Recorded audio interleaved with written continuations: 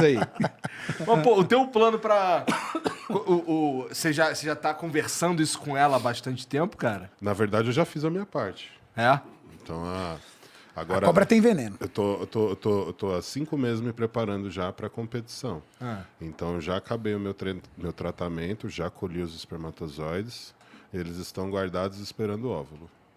Então, agora falta Dona Bianca decidir. Aí, a hora que ela quiser... Pô, mas com todo respeito, Julião, o que aconteceu com o bom e velho Cruz? Não, na verdade... Ele só faz por esporte. A cobra sempre matou, mas ela matava por constrição, não por envenenamento. Entendi. A jiboia. É isso. Ela se tornou venenosa durante esse pequeno período e agora ela já voltou ao seu estado normal. E assim, mas agora falando sério. Sério? Eu sei que é mesmo. sério, eu sei que é sério. Mas assim, o lance... Por que ela não era venenosa? Porque eu tava usando os produtos. E quando Os você usa produtos os deixam produtos, você estéril. Exatamente. Os produtos impedem com que você produza o hormônio, Espermatozoide. testosterona. E aí você não tem produção de espermatozoide. Ou seja, você se torna estéril. Estéril é diferente de impotente. Aham. Impotência não é o problema é a esterilidade.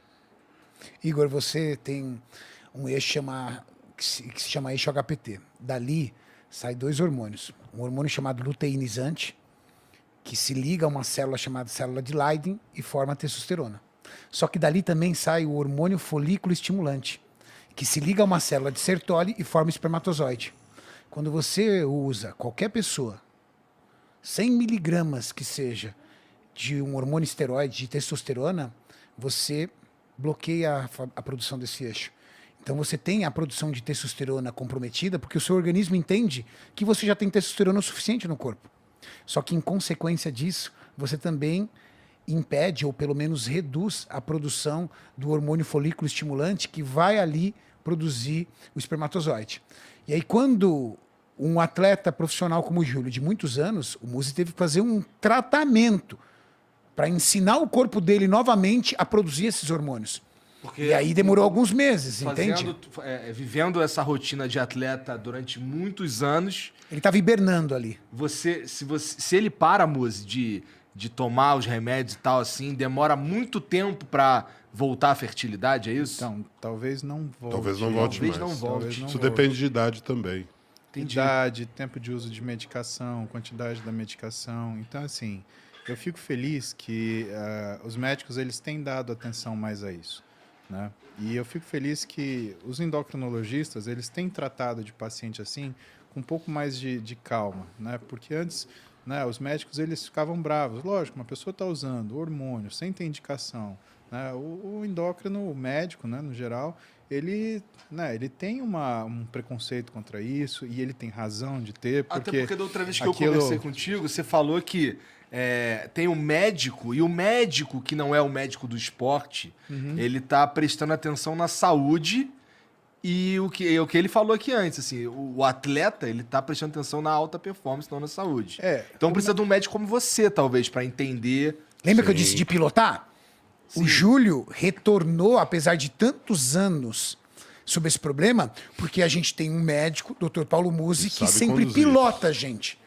Então, o atleta, ao contrário do que as pessoas pensam, eles têm fases. Ele tem a fase onde ele está em competição, e quando ele está fora de competição, o médico vai ali trabalhando e ajustando para que ele tenha a recuperação da sua saúde cerebral, mental, porque, cara, é muito desgastante, física e hormonal. Entendi. Pensa o seguinte, né? O que o Renato está dizendo? Tem 2 tipos de mecânico. Tem aquele que você leva o seu carro de andar no dia a dia, tá? Ele garante que o seu carro de andar no dia a dia ele funcione bem. E tem o mecânico da Fórmula 1, que faz o seguinte, que não é um juízo de qualidade, tá bom, Igor? É só uma situação diferente. E que vai fazer com que aquele carro ande a 300 por hora, mas dentro de segurança. Então, tanto o esporte quanto a situação do não esporte, a segurança é fundamental. É que você não pode exigir que um atleta tenha segurança de um sujeito que é um não atleta, assim como você não pode exigir que um não atleta Tem a tenha performance. a performance do não atleta. Então, o que os médicos hoje eles estão observando e eles estão, inclusive, eu acho isso positivo. Eles estão explicando para as pessoas que, cara, não é porque você quer treinar que você tem um carro de Fórmula 1. Porque se você tem um carrinho de andar todo dia, um Nissan Sentra, né, e você vai colocar sem revisão, sem trocar as rodas, sem ver calibragem do pneu, você vai colocar numa pista, você vai correr, não interessa que você vai estar a 100 km por hora, porque no Nissan Sentra, 80 é muito. Você vai passar na zebra, você vai entortar sua roda, você vai parar no muro, você vai destruir seu carro. Então é muito mais seguro você estar a 300 por hora num Porsche na Porsche Cup do que você estar num Nissan Sentra a 80 no mesmo autódromo, porque ele não é feito para isso. Então essa construção do atleta, né, o Júlio pode fazer o que ele faz porque ele toma uma série de precauções. E eu, como médico, eu tomo uma série de precauções para que ele permaneça saudável dentro daquilo que ele pode fazer. Né? Isso é uma coisa que muitos médicos eles debatem, mas será que é saudável mesmo? Né? E a gente tem sempre essa dúvida. Por isso que não tem limite de segurança no sentido de que seja suficiente. A gente sempre trabalha com o dobro do necessário. O normal é tanto, então a gente vai ter o dobro disso. Né? Quer ver? Vamos fazer uma pergunta. Ó. Dentro do seu consultório, nos anos e nos vários anos que você atende como médico do esporte, em escala de percentual, pessoas que vieram com problemas sérios, desregulados, todo bagunçado por conta de hormônio. Em escala de percentual, atletas e não atletas.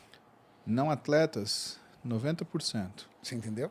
Atletas, 50%. Não, e na escala de pessoas que vieram te procurar, quantos atletas... Então, de todos... E assim, os atletas, Renato, eles me procuram um pouco porque eles me procuram quando dá problema. Né? Só quando... Aí é uma Quando se questão quebra, de quando é uma se questão de lesiona. é uma questão de cultura. Então, o Júlio, o Eduardo Correia, Renato Guaraciaba, Juliana Malacarne, né? Todas as pessoas que são atletas que têm uma visão diferente do esporte, que ela reconhece o quê? Que o importante não é você atingir o resultado a qualquer custo. É você atingir uma coisa que a gente chama de longevidade atlética, né? Porque não interessa ser campeão uma vez, interessa ser campeão por uma vida. Certo? Essas pessoas, elas têm essa visão. Existe uma questão de amadurecimento atlético. Então, você pega um cara com 24, 27 anos de idade, ele quer fazer o que ele quer. Ele vai notar que a coisa já não é desse jeito quando ele toma um sustinho. Opa, fiquei com medo. Aí ele procura médicos como eu, não necessariamente eu. Né? Agora, o que eu percebo? Os atletas que me procuram, eles tendem a ser atletas mais cuidadosos. Mas são atletas que normalmente têm um viés importante. Você manda, o Júlio manda, né? Falou, dá uma olhada nesse cara para mim. Né? E destes, né, eles muitas vezes, 50%, 40% deles, trazem lesões. Mas não do que eles estão fazendo no momento, mas provavelmente o que eles já fizeram para chegar onde eles estão. E essa reversão, ela é complicada, mas é possível de ser feita. Agora, o que me preocupa de verdade? Da taxa dos pacientes que eu atendo, a cada 100 pacientes, 80, 90, eles vêm para resolver o que é o resultado péssimo que ele teve usando esteroide.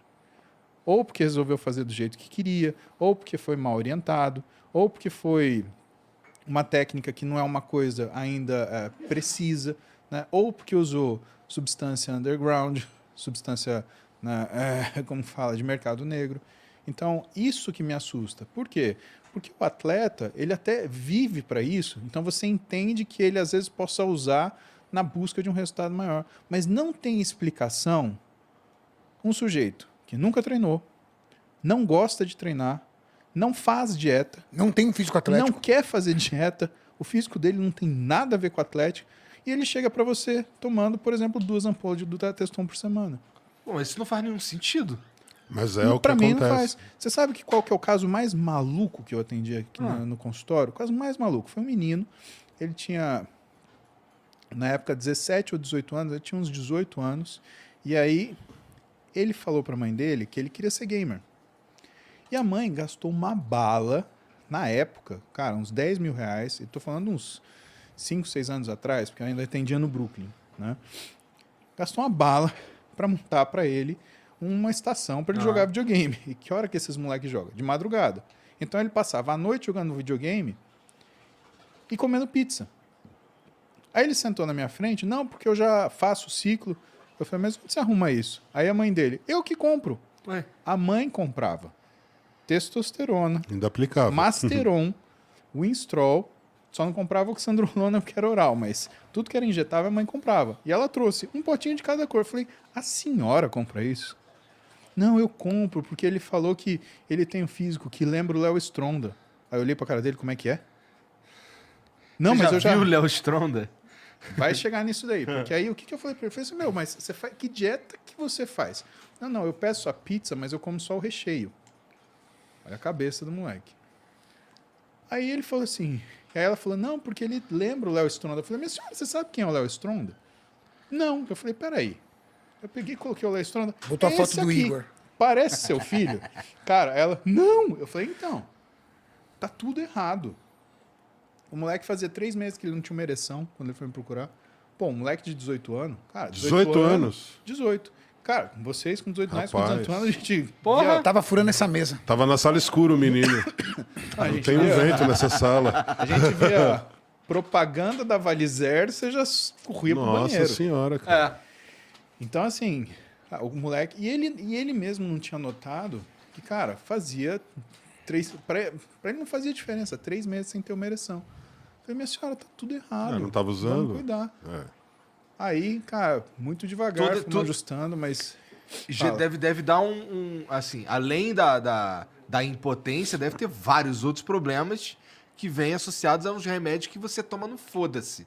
Porque são remédios, assim, que são substâncias que, porra, elas são específicas pra, tipo, eu tomar essa porra não faz nenhum sentido. Então, Né? Você usou um termo muito legal, especificidade. Exatamente. Foi bem legal esse termo que você usou. Entenda que, por exemplo, isso é o que eu mais estudo hoje, e talvez a galera que estude, que está ouvindo isso, aproveite isso como orientação para onde vai olhar. A gente tem indícios de que um dos contrarreguladores mais importantes do nosso corpo é uma coisa chamada angiotensina 2. A angiotensina 2, por exemplo, ela está ligada a uma diminuição da vascularização do fígado e aumento de diabetes. Ela está ligada a uma piora do que é a perfusão distal de sangue. Então ela está ligada à hipertensão arterial, ela está ligada a diabetes, ela está ligada à síndrome metabólica, ela está ligada a todas as situações que fazem a gente ter doenças crônico não degenerativas, não transmissíveis, que é o que a gente morre. AVC, infarto, diabetes, pressão alta, tá? Então o que acontece? Tudo que você vê Júlio, Renato fazendo é para bloquear o que é a função da angiotensina 2. Tudo, desde suplemento, medicação, conduta alimentar, tipo de treino. Cara, Igor, por que você acha que eu faço 1 hora de cardio todo dia de manhã, cara? Porque eu tenho que bloquear essa coisa, eu tenho que ter saúde. Porque senão, para que eu estou fazendo exercício? Pra que eu tô...